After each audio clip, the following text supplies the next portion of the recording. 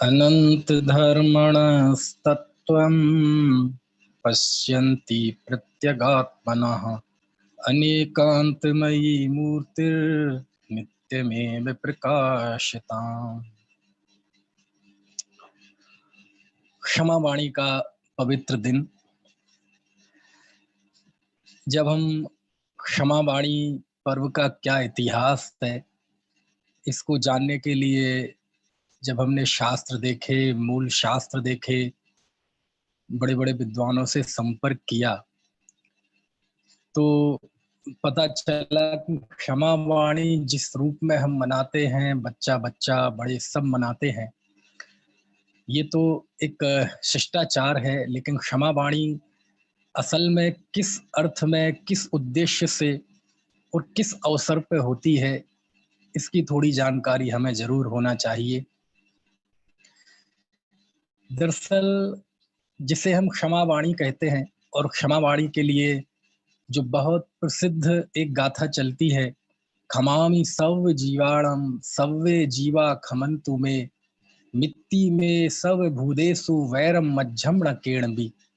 मैं सभी जीवों को क्षमा करता हूँ, सभी जीव मुझे क्षमा करें, है ना। मेरा किसी से बैर भाव नहीं है, सभी जीवों से हमारा मैत्री भाव है। ये जो क्षमा वाणी की हम गाथा, जो एक पेटेंट हो चुकी है, कार्ड में छपती है, व्हाट्सएप से भेजते हैं, पॉम्पलेट छपवाते हैं। इसके अलावा जो मिच्छामी दुक्कडम हम बार बार बोलते हैं, जब इन शब्दों और इन गाथाओं को जाके देखा तो पता चला कि कितनी पवित्र भाव लिए गाथाएं हैं। ये खमामी सव्य जीवाणाम यदि ग्रंथ के रूप में हम कहें तो सबसे पहले ये मूलाचार में मिलती है ये गाथा, और मूलाचार की 43वें नंबर की गाथा है, आज से लगभग 2000 साल पहले की, जिस समय जिनवाणी को लिपिबद्ध करने का सिलसिला लगभग शुरू ही हुआ था। और ये उस समय की गाथा है कि जब कोई मुनि आहार, है ना, सब कुछ त्याग करके जब सल्लेखना में रत होते हैं, जब समाधि में रत होते हैं, उस समय वह सभी जीवों से क्षमा मांगते हैं। ये उस समय की कितनी पवित्र गाथा है, आप सोचो। इसी तरह दूसरा जो है ना, मिच्छामी दुक्कडम हम बोलते हैं, ये हमारे प्रतिक्रमण पाठ का अंश है। और वो प्रतिक्रमण पाठ जिसके लिए यदि हम मुनि के प्रतिक्रमण की बात कहें तो उनकी यह तो क्षमा वाणी 365 दिन है। क्यों?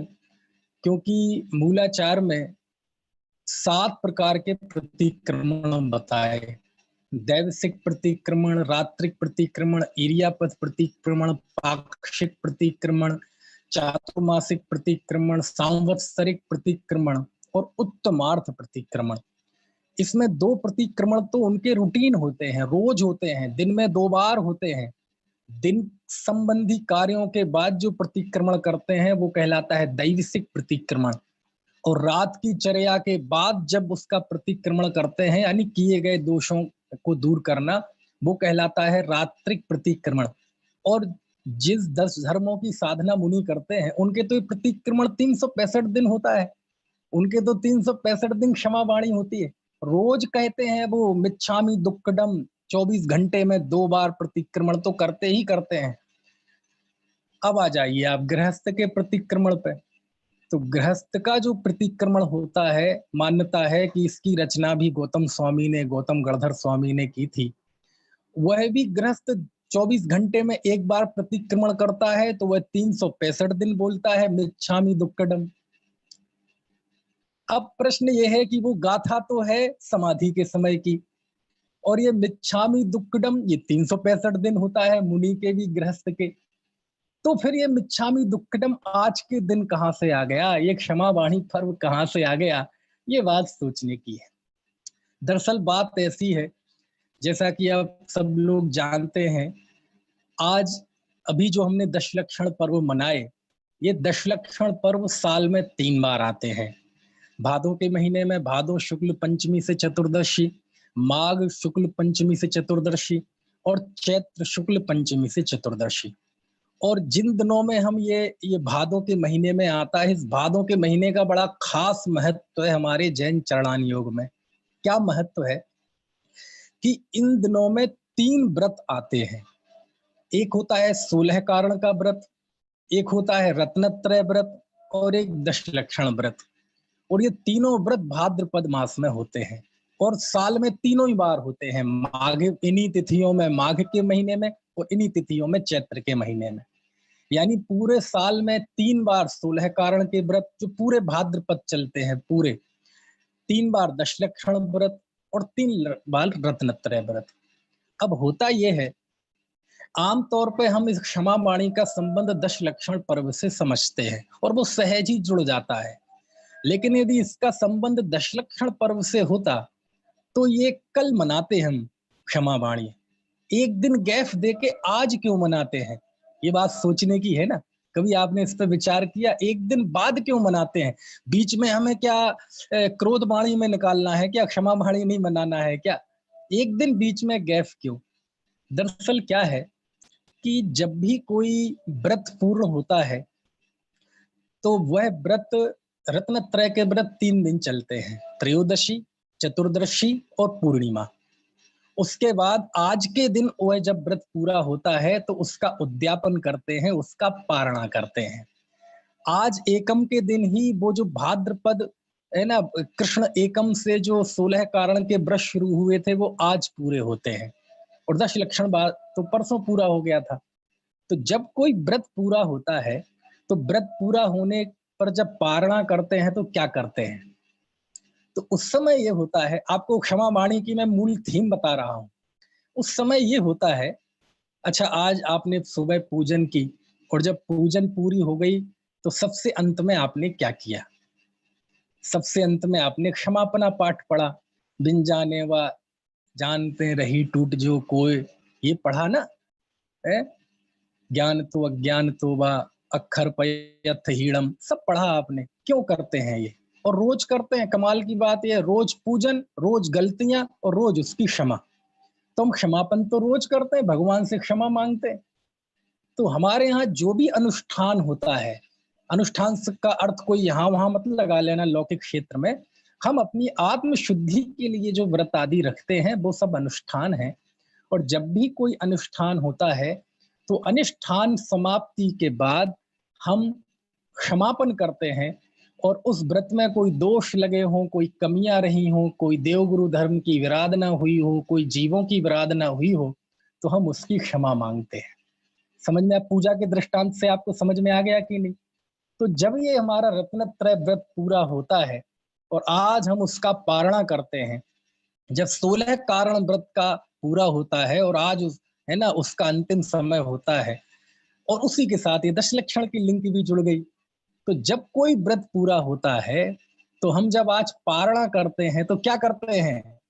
हमारे उस व्रत में कोई दोष लगा हो, मान लीजिए रत्नत्रय का व्रत है तो हमारी सम्यक दर्शन की आराधना में दोष लगा हो, हमें शंका पैदा हुई हो, हमें कांक्षा पैदा हुई हो, 25 दोष है ना वो हमारे अंदर पैदा हुए हों, यदि षड अनायतनों के प्रति आकर्षण आया हो, हमारे अंदर कोई अमूढ़ दृष्टि आई हो, हमारे अंदर ज्ञान का, तप का, बल का, रिद्धि का, जाति का, कुल का मद आया हो, तो मैं उसकी क्षमा मांगता हूं। समझ में आया? सम्यक ज्ञान की आराधना करते समय हमारे से कोई ज्ञान में अभिनय हुई हो, है ना, सूत्रों के अध्ययन में अभिनय हुए हो, अशुद्ध उच्चारण हुआ हो, अकाल में पड़ा हुआ हो, गंदे हाथों से जिन वाणी को छुआ हो, यदि जिन वाणी के उठाने में, रखने में, विराजमान करने में कोई अभिनय का भाव हुआ हो, तो मैं क्षमा चाहता हूँ। मेरे चारित्र की आराधना में, संयम की आराधना में कोई दोष लगा हो तो मैं क्षमा चाहता हूँ। मेरी बात समझ में आ रही? तो जब वो व्रत की आराधना करते हैं तो हम उसमें लगे हुए दोषों का एक तरह से प्रतिक्रमण करते हैं। प्रतिक्रमण शब्द कठिन लगे तो हम उसकी क्षमा मांगते हैं। और फिर क्या करते हैं? ये तो हो गई हमारी आराधना में लगे हुए दोषों के प्रति क्षमा। और जब पारणा किया तो सबसे पहले सुबह आज उठ के व्रत की करने के बाद नित्य नियम पूजन की, है ना, यदि संयोग बन गया तो चतुर्विध संघ को आहार दिया, पात्रों को आहार दिया, है ना, और आहार खुद ग्रहण करने के पहले, पारणा करने के पहले सभी अपने आसपास के जीवों से भी क्षमा मांगते हैं। भाई साहब, मेरे मन वचन काय से यदि आपको कोई कष्ट हुआ हो तो मैं क्षमा चाहता हूं, और उसके पहले वो क्षमा करता है। ये बहुत अद्भुत है जैन धर्म, सच में। आप देखो, सबसे पहले क्षमा करने की बात शास्त्रों में लिखी है कि पहले आप क्षमा करें। यदि आप अपने हृदय में से किसी के प्रति मनोमालिन्य निकाल देते हैं तो आपको हक है उससे क्षमा मांगने का। समझ में आया? क्यों? क्योंकि यदि आप किसी से कहते हैं कि भाई साहब मुझे क्षमा कीजिए, और वो प्रश्न पूछ ले, आपने क्षमा कर दिया ना? बोले हाँ कर दिया, हाँ फिर मांग सकते हैं। पहले क्षमा करने की बात लिखी, तो फिर वह सभी जीवों से क्षमा मांगता है। एक इंद्रिय, दो इंद्रिय, तीन इंद्रिय, चार इंद्रिय जीवों की विराधना हुई हो तो क्षमा मांगता है। तो ये कहलाती है क्षमा वाणी। और ये कोई पर्व नहीं है, ये कोई त्योहार नहीं है। क्यों? दरअसल मुनि के लिए तो कोई देखो त्योहार और पर्व होता नहीं है प्रायः, क्योंकि मुनि की तो 365 दिन इतनी पवित्र चर्या होती है, जहां कहीं पर्व शब्द जुड़ जाए, तिथि जुड़ जाए, तो समझ लेना उसका संबंध मुख्य रूप से हम श्रावकों के लिए होता है।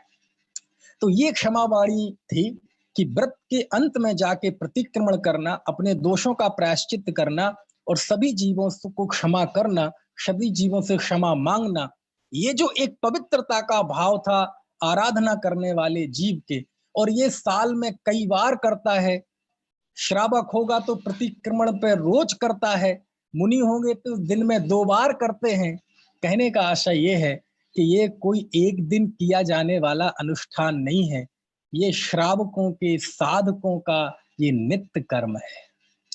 कुछ मेरी बात समझ में आई कि नहीं? दश लक्षण से उसका वैसा संबंध नहीं है, समझ में आया ना? व्रत की आराधना से, और जब भी व्रत पूर्ण होता है तो हम दोषों का प्रायश्चित करते हैं, पात्रों को दान देते हैं, क्षमा मांगते हैं, और ये तो साल में रोज ही प्रसंग बनते हैं। इसलिए आज की तिथि में ये रूढ़ भले ही हो गया हो, लेकिन ये श्रावकों का तो नित्य कर्तव्य है। वह प्रतिक्रमण में रोज बोलता है, मिच्छामि दुक्कडम, मेरे सभी दुष्कृत मिथ्या। और इसी यही कारण है कि आप आलोचना पाठ पढ़ते होंगे, पढ़ते हैं कभी? बंदों पांचों परम गुरु, एक बेते चौ इंद्रिय वा, है ना?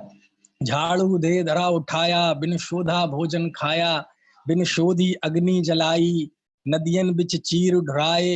ये पढ़ते हैं कि नहीं आलोचना पाठ? हा हा मैं अदयाचारी, कछु सुधि बुधि नाही रही है, मिथ्यामति छाए गई है, विपरीत एकांत विनय के, संशय अज्ञान कुनय के। ये सब पढ़ते हैं कि नहीं आलोचना पाठ? पढ़ना चाहिए। तो इस आलोचना पाठ ये नित्य पढ़ता है कोई श्रावक, और इसमें रोज वह क्षमा मांगता है सभी जीवों से। तो ये क्षमा भाव, क्षमा वाणी श्रावकों का नित्य कर्तव्य है। आलोचना पाठ में भी वही भावना है, प्रतिक्रमण में भी वही भावना है। और आज तक जो दोष हुए सो हुए, लेकिन कोशिश करूंगा कि भविष्य में ऐसे दोष पैदा ना हो। ये प्रत्याख्यान, ये भी श्रावक का रोज का कार्य है। इसलिए ये पर्व के रूप में ना सही, ये हमारी एक जीवन शैली के रूप में होना चाहिए। फिर भी क्योंकि समय ऐसा है, ज्यों-ज्यों हम समय बढ़ता जा रहा है, हमारे अंदर की क्रूरता, हमारे अंदर की छल भावना, हमारे अंदर का वैमनस्य बढ़ता जा रहा है। और जब ये सारी चीजें बढ़ती जाती हैं, तो हमारे पूर्वज एक ऐसी व्यवस्था देते हैं ताकि किसी ना किसी रूप में इसके अंदर पवित्रता का भाव रहे। और ये आगम से सिद्ध है। ये प्रतिक्रमण वगैरह की व्यवस्था 24 तीर्थंकरों में केवल 22 तीर्थंकरों के काल में नहीं होती, केवल 2 तीर्थंकरों के काल में होती है प्रतिक्रमण आदि की व्यवस्था, अनिवार्य व्यवस्था। एक तो आदिनाथ भगवान के जमाने में, और एक महावीर भगवान के जमाने में। क्यों? क्योंकि आदिनाथ भगवान के जमाने में जीव इतने भोले होते थे, इतने भोले होते थे, है ना? कि आपको आदिनाथ भगवान के जमाने की कभी आपने दंड व्यवस्था पढ़ी होगी तो आपको पता होगा कि उस समय केवल 3 दंड हुआ करते थे, हा, माँ और धिक। किसी ने कोई गलती की और कह दिया हा, मतलब तूने क्या किया, इतने में वो सुधर जाता था। इतने में हो तो उसकी डिग्री थी माँ, भैया मत ऐसा, इतने कहने में वो सुधर जाता था। और थर्ड डिग्री थी धिक, तुम्हें धिक्कार है। अब आप समझ सकते हैं, यदि किसी को यह कह दिया ना कि तुम्हें धिक्कार है, तो समझ लो उसे आपने फांसी की सजा दे दी, आपने उसे सूली पे चढ़ा दिया। इतना गिल्टी महसूस होता था, वो गिल्टी होता था और वो एक अपराध छोड़ देता था। इतने भोले जीव थे। थर्ड धिक मतलब थर्ड डिग्री। थर्ड डिग्री की भाषा तो आप समझते हैं ना, आज की भाषा में तो आप जानते हैं पुलिस जब थर्ड डिग्री देती है तो क्या होता है। समझ में आए ना। तो वो उस समय की थर्ड डिग्री थी। समय बीता, समय बीता। आप देखो मुनि सुब्रत नाथ भगवान का काल आया, जिस समय है ना हमारे रामचंद्र जी हुए, भरत जी हुए। आप देखो कैसे मूल्य थे, कैसे राजघरानों के उच्च मानवीय मूल्य आदर्श थे, है ना। कि लक्ष्मण को जब वो सीता जी के गहने दिखाए गए तो पैर में पहनने वाले गहने तो पहचान गए, लेकिन नाक और सिर मुंह में जो पहने जाते हैं वो गहने नहीं पहचान पाए। क्यों? बोले मैंने सीता माता का कभी चेहरा देखा ही नहीं। समझ में आया ना, ये कवि की अलंकारिक भाषा कि भाभी और देवर के बीच में कितना पवित्र रिश्ता होता था, है ना। पिता ने इशारा नहीं कर पाया और वो राजशाही वस्त्र छोड़ के जंगल में चले गए रामचंद्र जी। पिता और पुत्र के बीच में कितना पवित्र रिश्ता हुआ करता था।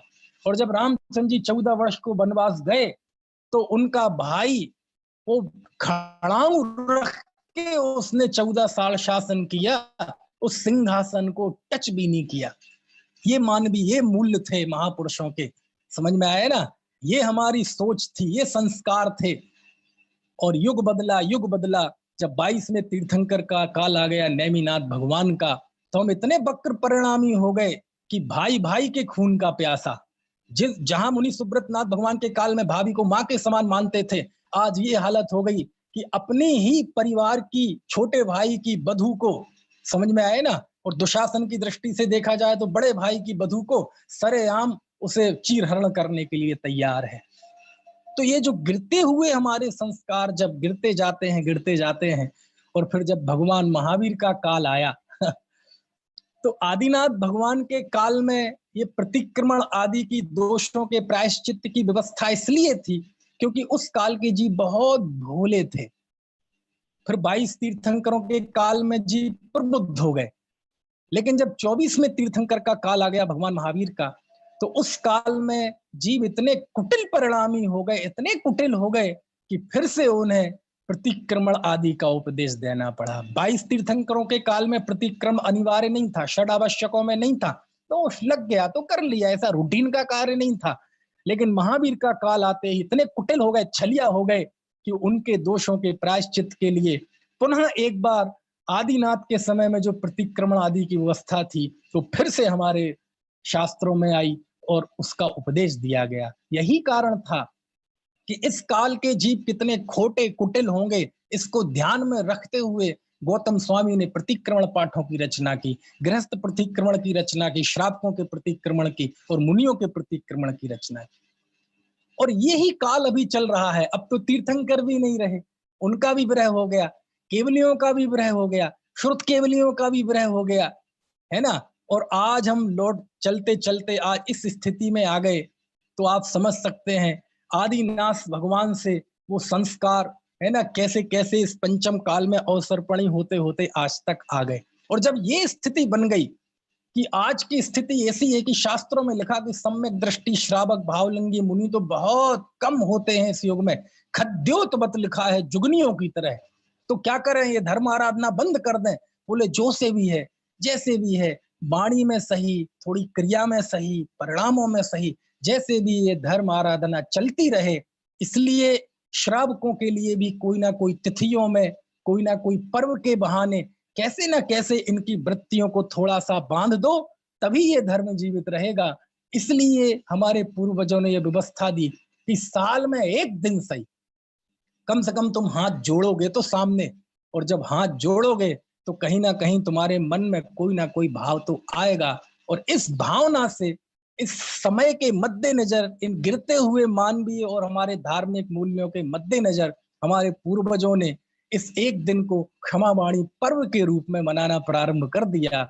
और वो जरूर भी, आप देखो दुनिया में चले जाइए, ऐसा पर्व, आप विश्व का सर्वश्रेष्ठ पर्व यदि कोई है तो क्षमावाणी पर्व है। क्योंकि ना इसका संबंध किसी घटना से, ना किसी व्यक्ति से, यह आत्मिक मूल्य से जुड़ा हुआ पर्व है। भले ही आज हम कुछ लोग मनाते हैं, लेकिन हकीकत में, लेकिन कष्ट की बात तब होती है इस क्षमा वाणी पर्व में। देखो, क्षमा मतलब बैर भाव भुलाना। वो क्षमा आदि 10 धर्म वाणी वो भी दादा बताएंगे, उनका विषय आएगा, है ना, कि ये क्षमा आदि वाणी है। देखो, इस क्षमा वाणी में हम चोट करते हैं अपने बैर भाव पे, क्रोध पे नहीं। क्योंकि आपको पता है, आप जाएंगे कार्तिकेयानुप्रेक्षा की 92वीं गाथा में। देखो, मैं गाथा बोलता हूँ, बहुत सुंदर गाथा है। अपसंस्करणम पूज्ये सुविदोष गहन शीलत्तम वैर धरणम च सुरम दिव्य कसाय लिंगाणी। आचार्य देव, हे कार्तिकेय स्वामी, बताइए तीव्र कषाई किसे कहते हैं? मिथ्या दृष्टि तीव्र कषाई किसका नाम है, आप सोचो। तो आचार्य जवाब देते हैं, तो उन्होंने तीव्र कषाई के 3 चिन्ह बताए। सुनना भैया, कार्तिकेयानुप्रेक्षा 92वीं गाथा। आचार्य लिखते हैं, अपप्रशंसकरणम, अपनी प्रशंसा करना, पूज्ये सुविदोष गहनशीलत्तम, पूज्य पुरुषों में दोष लगाने का स्वभाव। और तीसरी जो बात लिखी बहुत महत्वपूर्ण, बैर धरणम च सुरम, बस इसकी बात मुझे करनी है, बड़े लंबे समय के लिए बैर धारण करना। तीव्र कषाय लिंगाणी, ये तीव्र कषाय के चिन्ह है, यानी तीव्र कषाय अनंतानुबंधी के चिन्ह है ये। इसमें तीसरा बिंदु क्या लिया? लंबे समय तक बैर धारण करना। क्रोध नहीं लिखा, क्योंकि क्रोध तो वहां ऊपर के श्रेणी के गुण स्थानों तक चलता है, समझ में आया ना, है ना। और लेकिन यहाँ अनंतानुबंधी क्रोध, और अनंतानुबंधी क्रोध किसे कहते हैं? आप देखेंगे दुनिया में कौन सा हम कहें कि ये अनंतानुबंधी क्रोध है, तो कहते हैं यदि आपको क्रोध आया, थोड़ा आपको मन में अशांति भी हो गई, कुछ दिन तक मन में खेद खिन्नता भी रही, लेकिन शास्त्र ये कहता है कि यदि 6 महीने तक आपके अंदर किसी के प्रति क्रोध पड़ा रहा, तो यदि आप सम्यक दृष्टि भी हैं तो मिथ्या दृष्टि हो जाएंगे। यदि आपने अनंतानुबंधी कषाय का नाश भी कर दिया है ना, क्षौषम सम्यक दृष्टि हो तो, नाश से मतलब क्षय मत करना, तो भी यदि आपने 6 महीने तक वो बैर भाव रखे रहा, तो आपकी वह कषाय अनंतानुबंधी रूप परिणमित हो जाएगी, यानी तीव्र कषाय हो जाएगी। समझ में आया ना? तो कुदरत हमें साल में 3 बार ये मौका देता है कि तुम व्रतों की आराधना करो, भादों में करो, माघ में करो, चैत्र में करो, जो भी हो। 6 महीने से ज्यादा वो कषाय नहीं चलनी चाहिए। यदि 4-5 महीने तक भी किसी आपके मन में किसी के प्रति कड़वाहट है, तो कहते हैं ये मौका आया है, तुम उसे क्षमा करके क्षमा मांग लो, ताकि तुम्हारा हृदय पवित्र हो जाए, सामने वाले के भी हृदय में पारदर्शिता आ जाए, तो उसके अंदर भी आनंद की वृद्धि हो। तो ये बहुत बढ़िया लिखा कार्तिकेय स्वामी ने, बैर भाव धारण करना। देखो, क्रोध पे तो हमारा वश होता नहीं, वो तो जब आ जाता है तो आ ही जाता है। लेकिन क्रोध बनाए रखना, क्रोध ये चारित्र मोह की विकृति है, लेकिन क्रोध को बनाए रखना, उसे हृदय में जमाए रखना, तत्व ज्ञान के अभ्यास से उसे दूर करने का प्रयत्न नहीं करना, ये दर्शन मोह की प्रवृत्ति है। क्यों? क्योंकि हम किसे दूर नहीं हटाना चाहते, किसे जमाए रखना चाहते हैं? जिसमें हम सुख बुद्धि मानते हैं, जिसमें हमें अच्छा लगता है। और यदि आप उस क्रोध को दूर नहीं करना चाहते, इससे ये बात साफ हो गई कि आप उसमें सुख बुद्धि करते हैं। मेरी बात समझ में आ रही कि नहीं? इसलिए बैर भाव को आचार्य ने ये तीव्र कषाय का लक्षण लिखा। यानी क्षमा वाणी का मतलब है अपने हृदय से बैर भाव खत्म कर देना, किसी के लिए नहीं। क्यों?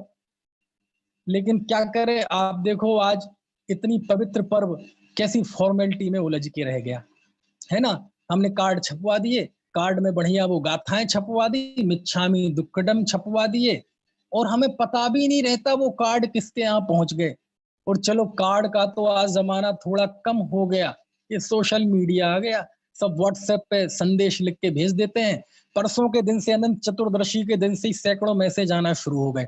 मेरे पास मोबाइल में भरा पड़ा है मोबाइल, हम जानते ही नहीं कौन हमसे क्षमा मांग रहा है। हमारे पास अननोन लोगों के आते हैं, साहब क्षमा कर दीजिए, क्षमा कर दीजिए। मैंने कहा मैं जानता तक नहीं, एक आध को तो मैंने कह भी दिया कि भाई साहब मुझे पता चल जाएगा कि आप कौन है तो फिर मैं क्षमा कर दूंगा। यानी क्या हो गया है, इतनी पवित्र इस क्षमा भाव का इतिहास है, इतना पवित्र ये आत्मीय मूल्य है, लेकिन केवल, है ना, कई बार तो ये होता है हमारा मैसेज हमें ही वापस आ जाता है नाम बदल के साथ। जैसे शादी विवाह में नहीं होता, आपने जो साड़ी गिफ्ट में दी लौट के वो टीके में आपके ही पास आ गई। ऐसे ही कई मैसेज आपके द्वारा बनाए हुए नाम बदल के आपके ही पास आ जाते हैं, किसी को कुछ नहीं पता। कितने लोग फेसबुक पे स्टेटस चिपका देते हैं, समझ में आया? क्योंकि ऐसे लोगों के लिए ये केवल एक उत्सव है, एक मनोरंजन है। जैसे नहीं होता, पितृ दिवस आता है, मातृत्व दिवस आता है, तो सारे फेसबुक या श्रवण कुमार बन जाते हैं और फेसबुक पे ऐसे ऐसे स्टेटस चिपकाएंगे कि दुनिया में वो श्रवण कुमार तो झूठा था, ये श्रवण कुमार सच्चा है। और फेसबुक पे ऐसे माता पिता की स्तुति गाएगा और पता चले घर में पिताजी बीमार हैं, एक गिलास पानी नहीं देता, उन्हें डांटता है, डपटता है, उनकी हिकारत करता है, दोस्तों के सामने उनसे डांटता है। ऐसी स्थिति होती है। और जब ये स्थिति आती है तो फिर थोड़ा कष्ट होता है कि क्षमा वाणी कितना पवित्र दिन है। और हम क्षमा मांगते किससे हैं? आपको पता है हम क्षमा किससे मांगते हैं? हम क्षमा उससे मांगते हैं जिनके प्रति आपके कोई अपराध ही नहीं है। हमारे रोज के मिलने जुलने वाले दोस्त यार हैं, जिससे हमारा प्यार है, उनसे हम क्षमा मांगते हैं। मांगते कि नहीं? मैं ईमानदारी से पूछता हूँ, जो लोग ये कहते हैं कि साहब कोई जाने अनजाने में कोई गलती हो गई हो तो क्षमा करना, गलत, तुम नहीं हो क्षमा मांगने लायक। अनजाने में क्या होता है? तुम्हें नहीं पता क्या तुमने पिछले दिनों में किसके प्रति अपराध किए हैं, किसको बुरा भला कहा है, किसके ऊपर कीचड़ उछाला है? आपको नहीं पता क्या? आप अनजाने की बात क्यों करते हैं? जान के किए हैं आपने सारे अपराध, आपको सब पता है। एक क्षमा वाणी का दिन ये फ्लैशबैक में जाने का होता है। यदि हम साल में एक दिन भी मनाते हैं तो आप फ्लैशबैक में जाइए, याद कीजिए कि हमने अपने बच्चों से, अपने आचरण से किस किस का दिल दुखाया है, हमने किसको गालियां दी हैं, हमने किसकी निंदा की है, हमने किसकी टोपी उछाली है, हमने किसका नुकसान किया है, आपको पता नहीं? हम दुनिया से क्षमा मांगते हैं, हमने पंपलेट छपवा दिए, फ्लैक्स छपवा दिया, अखबार में निकाल दिया। आप अखबार जो पढ़ते हैं, जिन्हें आप जानते नहीं, आपने उनके प्रति कौन से अपराध किए हैं? आपको पहले अपराध बोध होना चाहिए, फिर क्षमा मांगिए। आप पहले अपराध बोध है क्या हमें? हमें पता है क्या हम अपराध क्या कर रहे हैं? अरे हम अपने अपराधों की लिस्ट गिना दें तो सच में आंसू आ जाएंगे आंखों से, पानी भर जाएगा और हम डूब जाएंगे उसमें। पानी में नहीं, शर्म में डूब जाएंगे। कुछ बात समझ में आ रही? बता दूं अपराध। आपने एक रेशम की साड़ी पहनी, और एक रेशम की साड़ी जब आप बाजार से खरीद के लाते हैं, हजारों जीवों को, हजारों रेशम के कीड़ों को पानी में उबाल के फिर उसके रेशों से वो रेशम की साड़ी बनाई जाती है। हम किस किस से क्षमा मांगेंगे? हमारे अपराध तो सबसे ज्यादा एक इंद्रिय के प्रति हैं, सबसे ज्यादा दो इंद्रिय कीट मकोड़ों के प्रति हैं, जल का एक, अग्नि का एक, वायु का एक, वनस्पति का एक के प्रति हैं। आप मान सकते हैं इनसे क्षमा?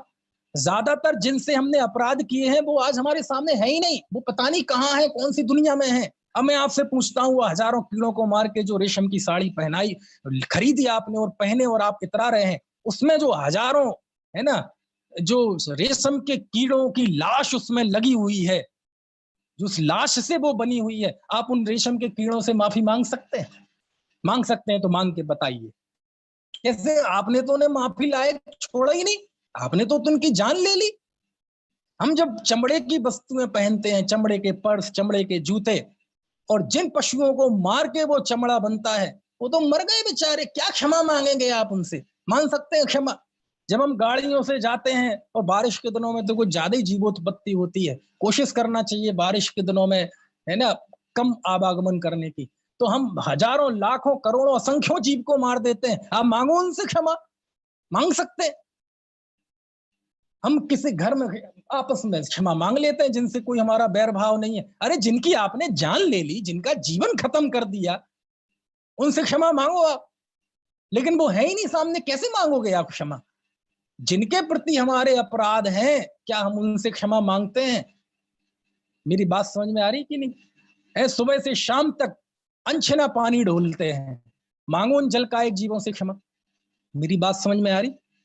अरे हमारे अपराधों की लिस्ट इतनी लंबी है, कीड़े मकोड़ों को मारने की इतनी लिस्ट लंबी है, अयत्नाचार प्रवृत्ति से कितने जीवों को हमने मौत के घाट उतार दिया, इसकी लिस्ट बहुत लंबी है। हम आलोचना पाठ में पढ़ते हैं, लेकिन अब तो हमारे यहाँ तो पढ़ने का भी चलन नहीं। दिक्कत तो ये है ना, क्योंकि वो सब कोई किसी जीव को मारता बचाता नहीं।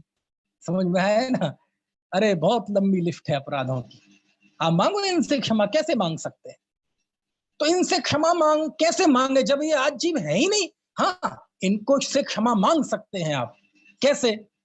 अब जो कुछ हुआ हुआ, लेकिन भविष्य में जीवों को अभय दान देना। भविष्य में जीवों की मैं यत्नाचार रूप प्रवृत्ति करूंगा, कोशिश करूंगा अब इस तरह के जीवों की विराधना ना हो, तो भविष्य के जीवों को अभय दान देना ही यही आज की क्षमा वाणी है। ऐसा नहीं कि आज क्षमा मांग लिया और फिर से उसी काम में लग गए। चलो हम आसपास के जीवों में देखें किसे क्षमा मांगते हैं। मैं ईमानदारी से पूछता हूं, यहाँ बहुत लोग सुन रहे होंगे, सेठिया होंगे, उद्योगपति होंगे, ऑफिसर्स होंगे। कभी आप सेठ हैं तो आपने अपने नौकरों से क्षमा मांगी है? अपने दुकान पे काम करने वालों से क्षमा मांगी है? नहीं मांगी होगी किसी ने। जबकि सबसे ज्यादा अपराध कोई करता है तो अपने अधीनस्थों के प्रति करता है कि नहीं? आप रोज उस अपने नौकर को ना जाने कितने दिन में गालियां देते हैं, बुरा भला कहते हैं, कभी उसको क्षमा मांगी आपने? मांगी हो किसी ने तो बताओ, आप बताओ किसी ने क्षमा मांगी हो तो। हम तो उनसे क्षमा मांगते हैं जिससे हमारा कोई वैर भाव नहीं है।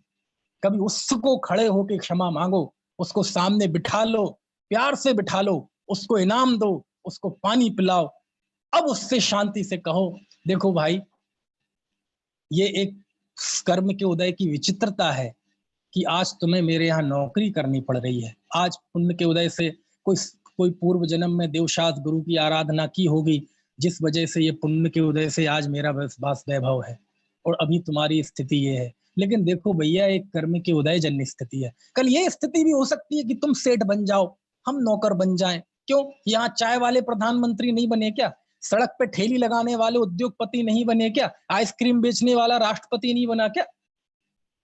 कुछ बात समझ में आ रही है? कहने का आशय ये है कि इतनी सारी चीजें हैं, आप उससे कहो कि भैया ये थोड़ी उदयजन्य व्यवस्था है, हमने व्यापार की खातिर तुम्हारा बहुत दिल दुखाया, बहुत दुर्वचन बोले, मैं क्षमा मांगता हूं। बोलो किसी ने ऐसी क्षमा मांगी क्या? नहीं मांगी हो तो बताओ मुझे। घर में काम करने वाले आपके झाड़ू पूछा वाले होते हैं, आपने उनसे क्षमा मांगी? एक दिन यदि महीने में 700-800 रुपए हम उसे दिन देते हैं, एक दिन यदि वो ना आए तो हम उसे बुरी बुरी गालियां देते हैं और उसकी पैसे काट लेते हैं। कितना कष्ट होगा। 3-4 घरों में काम करते 2-2.5 हजार रुपए कमा के वो अपना परिवार का पेट भरती है, उसके लिए एक दिन के पैसे कटने का अर्थ क्या होता है आप समझते नहीं है। और जली काटे बातें सुनाई, उसके पैसे काट लिए, कितना कष्ट हुआ होगा। अब चूंकि वो कमजोर है, ज्यादा कुछ अपना रोष व्यक्त नहीं कर सकती, लेकिन मन में आपके लिए कितना बुरा भला कहती है। आपने कभी उनसे क्षमा मांगी? अरे हम जिनसे अपराध करते हैं उनसे क्षमा मांगिए। सास बहू से क्षमा मांगे कि बेटा मैंने सास बने के अहंकार में तुम्हें बहुत कष्ट दिए, तुम पे गलत आरोप लगाए, तुम्हारा अवर्णवाद किया। समझ में आया ना? बहू सास से क्षमा मांगे कि माता जी मैंने भी लड़कपन में आपके प्रति बहुत अपराध किए हैं। मांगो ना क्षमा। उनसे क्षमा मांगते हैं जिनसे कोई हमारा भाव नहीं है। हमसे तो कोई क्षमा मांगता है तो मुझे लौट के रंज आता है कि मुझसे क्यों मांग रहा है भैया, क्या किया है इनने मेरा और मेरा इनने। ना ना ना, यदि आपको सच में क्षमा वाणी मांगनी है, क्षमा वाणी मनाना है, तो मैं कहता हूं आपसे कि आज जब ये आज का प्रोग्राम खत्म हो जाए तो आप अपने पूरे साल के जीवन को देखें और जिन जिन के प्रति आप अपराध किए हैं आप उन्हें फोन करके क्षमा मांगे। व्हाट्सएप से नहीं, वो तो सब आते हैं, फोन करके क्षमा मांगे। और ये नहीं कि ज्ञात अज्ञात भाव से, ये शिष्टाचार नहीं निभाना है, फॉर्मेलिटी नहीं निभाना है, हमें कोई नगर पालिका में रजिस्टर्ड नहीं कराना है कि हाँ मैंने क्षमा वाणी कर। आपकी पवित्रता का पर्व है तो आप याद करके कि उस दिन उस मीटिंग में मैंने आपको ऐसा कहा था, आपको बहुत कष्ट हुआ था, कृपया मेरे मन में भी वो बात है, मुझे क्षमा करें, आप भी क्षमा करें मुझे। आप सोचो आप बात को, आप उस बात का याद कर करके उस घटना का उल्लेख करते कितने लोग क्षमा मांगते हैं बताइए। क्षमा वाणी पर मनाना है, आप फोन उठाइए और कहते सब पता नहीं। अरे आपको पता है, झूठ बोलते हैं, ज्ञात अज्ञात भाव कुछ नहीं होता। आपको पता है आपने किन के प्रति अपराध किए हैं, मांगो क्षमा फोन लगा के कि साहब ऐसी गलती हुई थी, ऐसी गलती हुई थी, मैंने आपको उस दिन ऐसा कह दिया था, मांगो क्षमा। जब तब मानूंगा कि हाँ एक क्षमा वाणी है।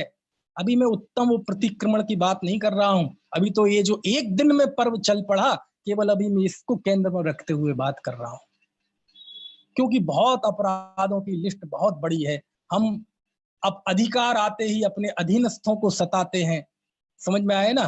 पिता का आते ही पुत्रों को सताते हैं, पुत्र ताकतवर हो जाते हैं तो अपने माता पिता को सताते हैं। अरे जिनसे आपके अपराध हुए हैं उनसे क्षमा मांगो। ये दुनिया में व्हाट्सएप और फेसबुक में जो क्षमा का शिष्टाचार चल पड़ा, इससे कुछ नहीं उपलब्धि होने वाली। तो क्या करें, फेसबुक वगैरह पे और व्हाट्सएप नहीं कर लो, क्योंकि हमारे पूर्वजों ने कह दिया है कि क्षमा मांगो। उसका निषेध नहीं है, लेकिन इसकी पवित्रता को समझे। क्यों नहीं कह रहा हूं मैं उसका निषेध, तो उसके पीछे एक भाव है। देखो मैं बताता हूं। एक बार क्या हुआ, मंदिर से एक सेठ जी निकले, तो एक भिखारी ने कहा, सेठ जी 10 रुपए दे दो। बोले नहीं है, नहीं है, नहीं है, नहीं। बोले सेठ जी 5 रुपए दे दो। बोले नहीं है, नहीं है, नहीं, नहीं। सेठ जी 2 रुपए ही दे दो। यार तू तो मेरे पीछे ही लग गया भाई, नहीं है। सेठ जी 1 रुपया दे दो, मना कर दिया ना, नहीं है। देखो वो निराश नहीं हुआ, उसने कहा सेठ जी आपके पैरों में धूल लग रही है, मैं थोड़ी सी धूल ले लूं। उसने 2 मिनट सोचा, सोचा उसमें भी, समझ में आया ना। उसने कहा ले ले भैया, और उसने पैर से ऐसी धूल ली और सेठ जी चले गए। समझ में आया। अब दूसरा जो भिखारी था, उसने पूछा कि सेठ जी एक बात बताओ, ये धूल का तुम क्या करोगे। अब भिखारी से पूछा, धूल का तुम क्या करोगे। बोले कुछ नहीं करेंगे, धूल का मैं क्या करूंगा। तो तुमने धूल क्यों ली। तो मालूम वो इतनी मार्मिक बात उसने कही, अरे देने की आदत तो बने। तुम देखना, कल मैं तुम्हें डेमो दूंगा, कल यही सेठ आएगा और इसकी आंखों में शर्म होगी, कल मैं इसे 2 रुपए मांगूंगा, ये 10 रुपए निकाल के देगा जेब में से। आदत तो बने देने की। मैं तो कहता हूं चलो, वैसी पवित्रता हृदय में ना सही, आदर्श स्थिति तो ये है कि हम व्रत की आराधना करें, और व्रत की आराधना करते हुए, पारणा करते हुए, प्रतिक्रमण करते हुए, प्रतिदिन ये 365 दिन की दिनचर्या में लाएं क्षमा वाणी। लेकिन आज के दिन भी करें, चलो इतना ही करो, ऐसे ही हाथ जोड़ के। और हम करते भी क्या है, दूर से उत्तम क्षमा, जैसे किसी को नमस्ते फेंक रहे हो, उत्तम क्षमा भी जैसे फेंक रहे हो, चिपका रहे हो किसी को। अरे क्या, अरे पूरा बोलो ना भैया, क्या बोले। भाई साहब कोई गलती हुई हो तो मैं आपसे क्षमा चाहता हूं, लेकिन इतना बोलने में भी ऐसा लगता है कि जैसे हिजक झिझक हमारे अंदर। उत्तम क्षमा सा, अगर चलो यार कम से कम इसकी हाथ जोड़ने की आदत तो बनी। और यदि ये आदत भी चलती रही ना क्षमा मांगने की, तो अगले साल फिर तुम आओगे और फिर हाथ जोड़ोगे, तो कहीं ना कहीं तुम्हारी आंखों में शर्म होगी। इसलिए यदि हमारे पूर्वजों ने इस तिथि को इस पर्व के रूप में यदि विकसित किया है, तो उनकी ये लोक मांगलिक दृष्टि है, और उसका भी हमें ध्यान लेना चाहिए। और सच बात तो यह है कि देखो, हम कितनी ही बातें कर लें, अभी दादा बताएंगे कि ये क्षमा आदि वाणी है। यानी धर्मों की आराधना करते करते जब हमारा हृदय इतना भर जाए कि वो 10 धर्म वाणी में फूट जाए, क्षमा वाणी में फूट जाए, मार्दव वाणी में फूट जाए, आर्जव वाणी में फूट जाए। आर्जव वाणी में फूट जाए मतलब क्या, कि जब आप इस धर्म की आराधना करते हुए वापस कर्म क्षेत्र में जाएंगे, क्योंकि आज का दिन धर्म क्षेत्र और कर्म क्षेत्र के बीच का संक्रमण काल है। आपने व्रतों की आराधना की ना, 10 लक्षण के व्रत की, रत्नत्रय के व्रत की, और 16 कारण के व्रत की। तो अब संक्रमण काल होता है ना, जैसे शाम को दिन समाप्त होता है और रात प्रारंभ होती है, सुबह फिर एक संक्रमण काल होता है, रात ढलती है और दिन प्रारंभ होता है। ऐसे ही ये संक्रमण काल है। हमने इस भादों के महीने में प्रचुर धर्म आराधना की, अब हम फिर से अपने कर्म क्षेत्र में जा रहे हैं। अब ये संक्रमण काल है आज का, और जब ये संक्रमण काल होता है तो जब संक्रमण काल के बाद आप फिर से कर्म क्षेत्र में जाएं, आप जब अब दुकान में आप अपने नौकरों अपने एम्प्लॉय के बीच में जाएं, तो उनको देख के लगना चाहिए कि सेठ जी तो इस बार कुछ गंगा स्नान करके आए हैं। गंगा स्नान करके मतलब धर्म की आराधना करके आए हैं। समझ में आया? 10 धर्मों की आराधना के बाद जब आप अपने परिजनों से मिले, रिश्तेदारों से मिले, पड़ोसियों से मिले, उन्हें भी लगना चाहिए कि ये धर्म आराधना करके आया है। ये संक्रमण काल है आज का दिन। कुछ मेरी बात समझ में आ रही? पहले सेठ जी थे, अहंकार की वाणी, जरा से आए, भाई साहब इतनी फैक्ट्री शुरू कर दिया है, भाई देखो मेरे जो तो कोई चिंता है नहीं। अब उसके अंदर विनम्रता आ जाती है। भैया किस चीज का अहंकार करें, ये रुपए पैसा है, अभी आज फैक्ट्री में आग लग जाए सब रखा रह जाएगा। और जिसको स्वरूप का गर्व था, भैया कुछ नहीं है, अभी एक श्वास एक दिमाग का स्क्रू ढीला हो जाए, सारा ज्ञान सारा रूप रखा रह जाएगा। देखो आ गई ना वाणी में विनम्रता। तो ये 10 धर्म जब वाणी में फूट जाएं तो वो वास्तव में वाणी है। लेकिन ये सब तो देखो व्यवहार की चर्चा है, व्यवहार का अपना स्थान है, व्यवहार की अलग भूमिका है। लेकिन चलो दूसरे जीवों के प्रति तो हमने कई बार द्रव्यलिंगी साधु बने, दीक्षा ली, तो दूसरे जीवों की हमने दया बहुत पाली, दूसरे जीवों को क्षमा बहुत किया।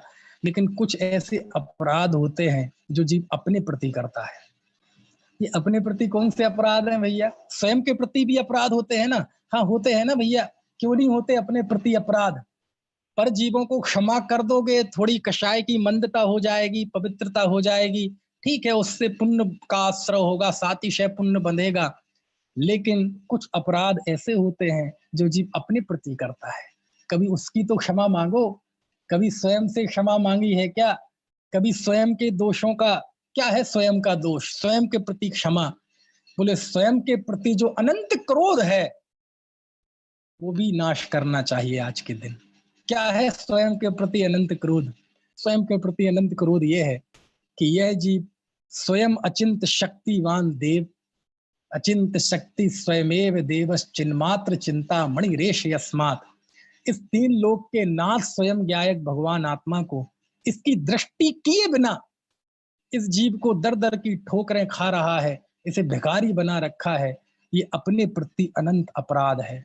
कभी अपने इस अपराध के प्रति हम क्षमा मांगते हैं? नहीं मांगते।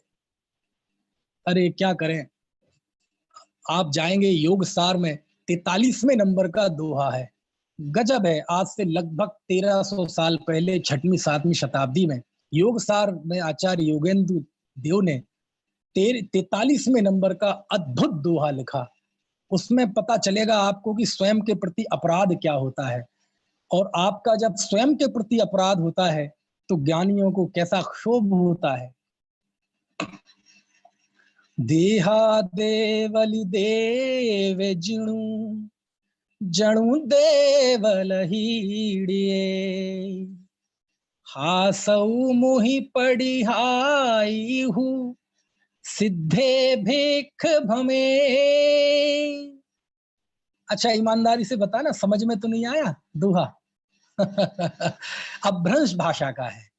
हमारे भाई साहब डॉक्टर वीर सागर जी बैठे हैं, उन्होंने संपादन किया है योगसार का। आहा, क्या लिखा? 43वें नंबर का दोहा। अपने प्रति भी हमारे कुछ अपराध हैं।